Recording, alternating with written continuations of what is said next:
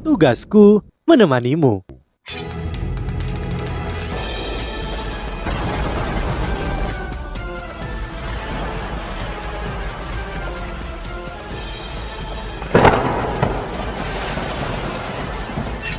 Hai sahabat Pasuk, kembali lagi bersama alur cerita versi novel Solen 2 Sekte Tang yang tak tertandingi. Jangan lupa like, subscribe, dan nyalakan tanda lonceng. Mari kita lanjutkan. Luncun menggunakan alat jiwa tipe terbangnya dan membawa Wang Qi'er lebih tinggi ke langit. Setelah beberapa saat kaget, Luncun mulai bereaksi. Ia mencoba untuk mengguncang tubuhnya saat dia berusaha melempar Wang Qi'er secepat yang dia bisa. Namun tepat saat dia akan menggunakan kekuatannya, energi yang kuat datang dari atas kepalanya. Alat jiwa tipe terbang di belakang punggungnya mulai merintih semakin keras dan dia menemukan bahwa tidak bisa lagi naik lebih tinggi ke langit. Pada saat ini, Wang Qi'er seperti patung emas yang bangga ketika dia berdiri di atas penghalang tak terkalahkan. Dia tiba-tiba memberikan tekanan kuat pada alat jiwa tipe terbang kelas 6 Luncun. Tubuhnya menghentikan penerbangan ke atas dan kemudian ia mulai jatuh ke bawah. Luncun mencoba mengubah arah penerbangannya, namun dia tidak berdaya menghadapi tekanan besar dari gadis naga emas ini. Luncun yang dipenuhi dengan kepercayaan diri beberapa saat yang lalu mulai berkeringat. Penghalang tak terkalahkan memiliki batas waktu. Siapa yang tahu bahwa Wang Qi'er akan menggunakan metode ini untuk melawannya? Luncun adalah seorang elit dari Akademi Kota Cahaya. Dia membalikan tangannya dan dua meriam jiwa muncul di bahunya. Kali ini dia tidak punya pilihan selain menyerang. Dua meriam jiwa mulai memukul Wang Qi'er di atasnya. Sisik emas langsung menutupi seluruh tubuh Wang Qi'er dan naga emas mulai berputar di sekitar Wang Qi'er. Dia kini melepaskan tubuh naga emasnya. Saat lesatan meriam tiba, itu seperti menabrak dinding baja. Tidak mungkin dapat menyakitinya sama sekali. Dengan tidak adanya alat jiwa, pertahanan Wang Qi'er bahkan tidak lebih lemah dari master jiwa tipe pertahanan.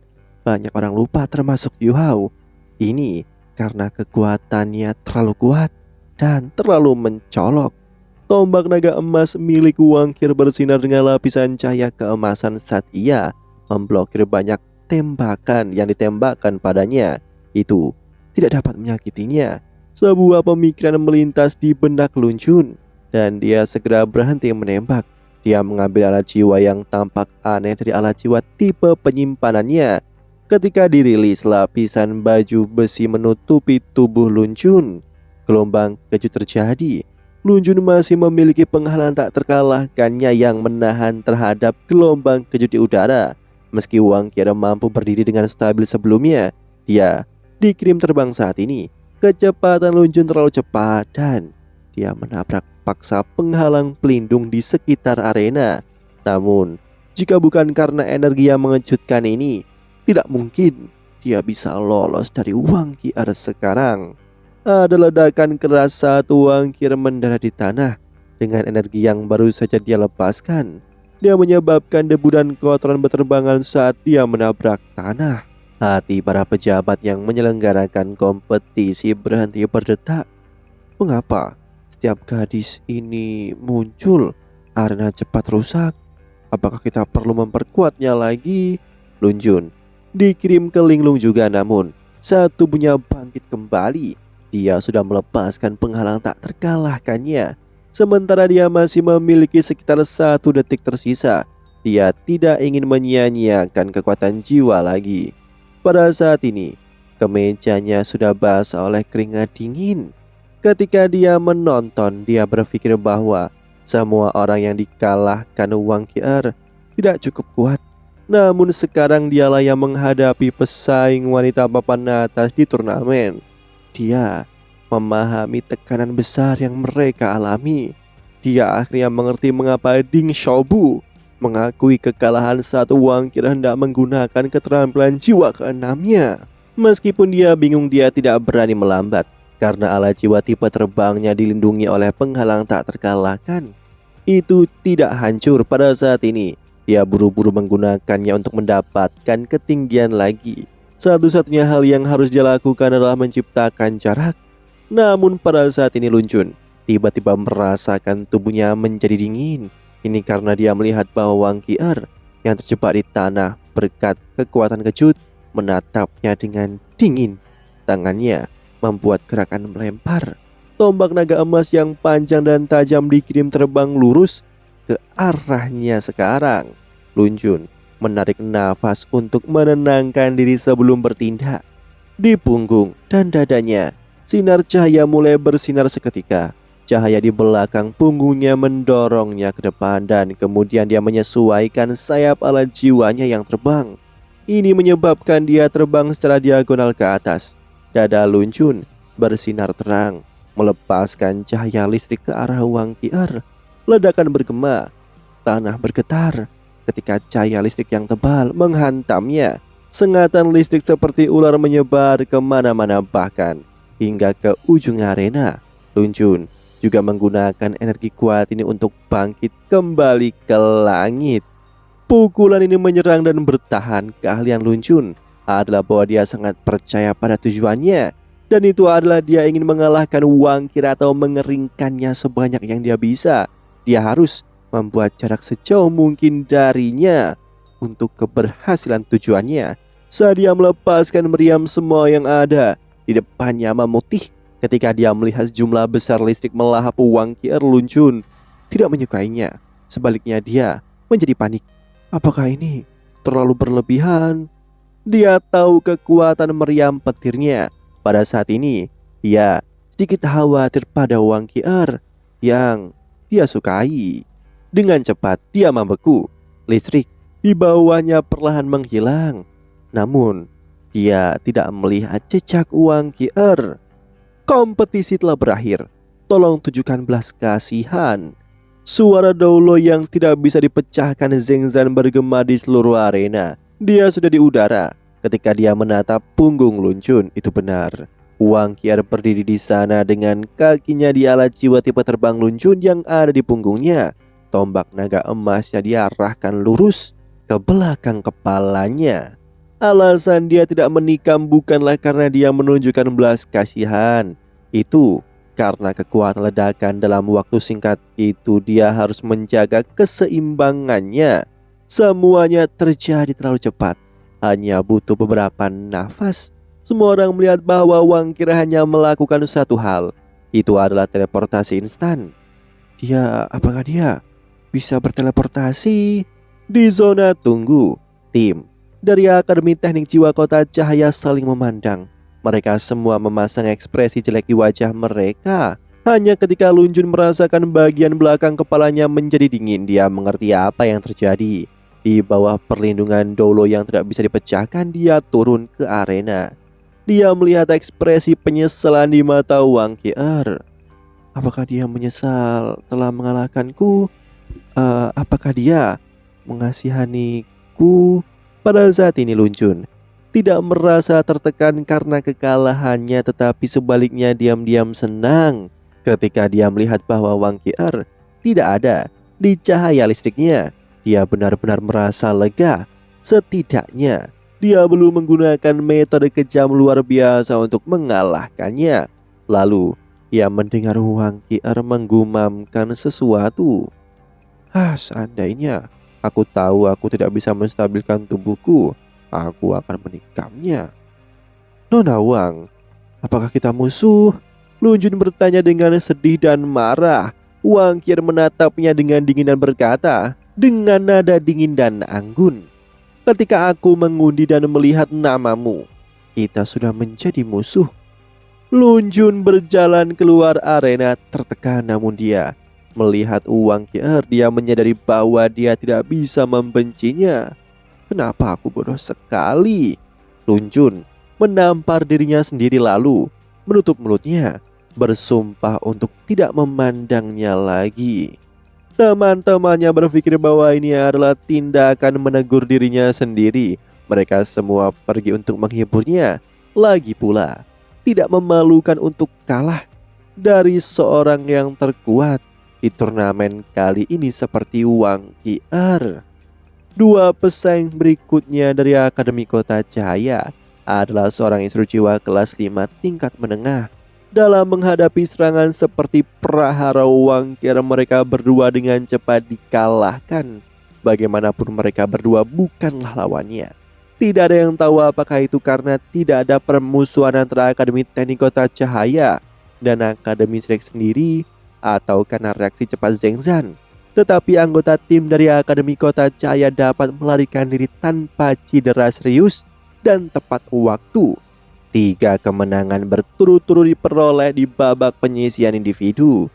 3 poin didapatkan oleh Akademi Shrek. Anggota tim dari Akademi Kota Cahaya mulai berdiri. Mereka tidak berencana untuk mencapai kemenangan di babak penyisian individu. Begitu mereka mencapai 8 besar, kemenangan harus diputuskan di babak tim. Menurut gaya bertarung asli Akademi Shrek melawan Akademi Teknik Kekaisaran Ryu, setelah Wang Qier memenangkan semua 3 putaran, sudah waktunya untuk babak tim. Ke-6 anggota Akademi Shrek yang semuanya memiliki kekuatan penuh naik untuk mendukung Wang Qier. Akademi Kota Cahaya telah mempersiapkan untuk babak tim. Ini adalah spesialisasi mereka juga. Mereka telah berlatih bersama selama bertahun-tahun dan memiliki ikatan yang baik satu sama lain. Mereka sedekat saudara dalam hal koordinasi dan persahabatan. Mereka melampaui Akademi Teknik Kekaisaran Ryu. Selain itu, mereka juga memiliki gerakan pembunuh yang hanya bisa mereka gunakan selama babak tim. Ditambah dengan fakta bahwa mereka bertiga tidak terluka terlalu serius, mereka berjalan ke arena dengan percaya diri. Namun, mereka melupakan sesuatu. Mereka sendiri bukanlah Akademi Teknik Kekaisaran Ryu. Selanjutnya, Doulo yang tidak bisa dipecahkan Zheng Zan berteriak pada mereka. Hah? Apa? Selanjutnya, kelompok mereka yang siap bertarung tampak bingung. Zheng Zan juga bingung. Dia berjalan mendekati mereka dan berkata, "Apa yang kalian lakukan? Kirim yang berikutnya." Kapten dari Akademi Teknik Jiwa Kota Cahaya memandang Zheng Zan dengan bingung dan berkata, "Wasit, bukankah sudah waktunya untuk babak tim? Mengapa kamu tidak mengumumkannya?" Mulut Zheng Zan berkedut dan 3 garis hitam terkulai dari dahinya. "Omong kosong apa? Apakah kau pikir sudah waktunya untuk babak tim? Sejak babak penyisian awal ke babak round robin dan sekarang ke 8 besar, bagaimana mungkin kau tidak tahu aturan turnamen? Babak tim apa yang kau bicarakan?" Kapten Akademi Kota Cahaya berkata. "Namun, setelah 3 putaran babak individu, kita memiliki hak untuk meminta babak tim." Zheng Zan sangat marah sehingga dia menjadi sedingin es ketika dia menatap mereka dengan kasar dan berkata, "Apakah kau menang? Apakah kau menang juga? Shrek tidak meminta babak tim. Apakah ada yang salah dengan otakmu?" Ini semua orang dari Akademi Teknik Kota Cahaya tiba-tiba menemukan inti dari permasalahan ini. Wang Qier tidak meminta babak tim. Kapten Akademi Kota Cahaya memandang Wang Qier yang menggunakan 2 botol susu untuk menambah kekuatannya dan berteriak dengan suara yang agak keras, "Apakah kau mempermainkan kami?" Wang Qier tertegun sejenak. Dia juga bingung. Tim dari Akademi Teknik Jiwa Kota Cahaya tidak menghasut kebencian padanya dan karenanya dia jauh lebih ganas terhadap mereka sekarang. Selain itu, Doulo yang tidak bisa dipecahkan telah mengawasinya dengan cermat, jadi dia tidak memiliki kesempatan untuk menggunakan metode yang menghancurkan untuk mengurangi kemampuan atau kemauan ke seluruh lawan untuk bertempur. Meskipun dia tidak mencapai tujuannya, dia juga tidak mengalami penipisan dalam kekuatannya sendiri. Siapa yang tahu lawannya akan mengatakan sesuatu seperti ini? Ekspresi kejam muncul di mata Wang Qier. Dia menyipitkan matanya dan aura sedingin es mengunci tepat pada kapten lawan. Kapten Akademi Kota Cahaya merasa tubuhnya menjadi dingin. Dia berteriak pernyataan absurd. Jangan terburu-buru. Ketika dia mengatakan itu, dia mencoba bersembunyi di balik dolo yang tidak bisa dipecahkan Zeng Zan. Orang ini ada peralatan memperkuat dekat podium utama dan dengan demikian semua orang bisa mendengar apa yang dikatakan di atas panggung. Ketika dia mendengar kata-kata kapten, otot-otot wajah Pangeran Bupati Sutianan berkedut dengan kecepatan yang mencengangkan. Ini benar-benar terlalu memalukan. Kepala aula dari aula kebajikan termasuk Jing Hong Chen juga memiliki ekspresi serius di wajahnya.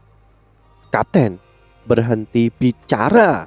Lun Chun yang berada di sebelah kapten menyentuhnya. Kenapa kau menyentuhku? Apakah kau mencoba mengambil keuntungan dariku? Kapten menamparnya. Kakak, aku tidak pernah berani melakukan hal seperti itu.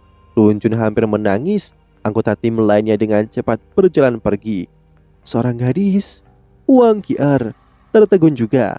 Kapten dari Akademi Kota Cahaya sama seperti Wang Dong'er, seorang gadis berpakaian pria. Aku akan pergi. Persiapkan dirimu. Ketika aku menang, kita akan mengurusnya bersama.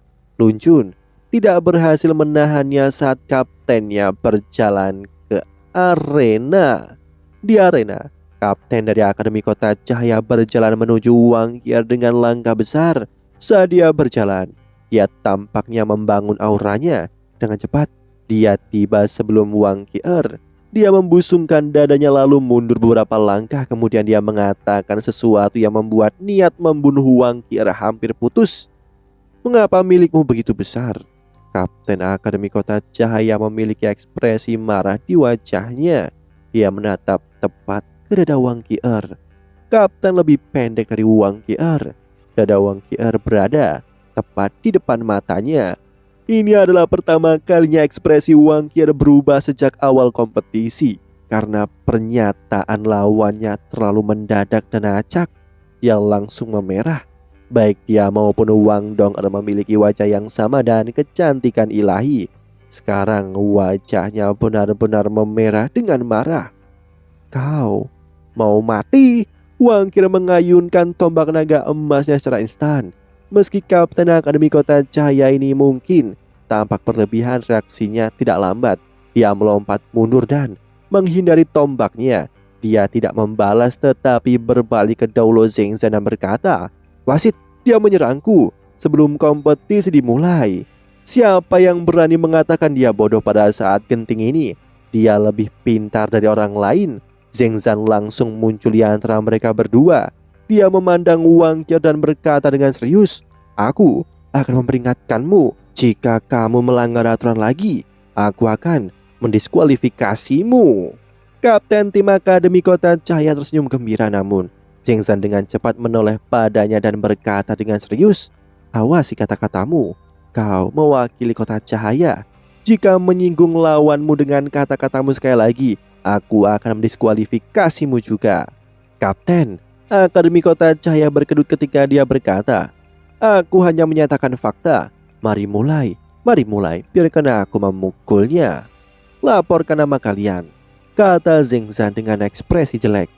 Shrik, Wang Qi'er, Akademi Kota Cahaya, Su Tianzhen.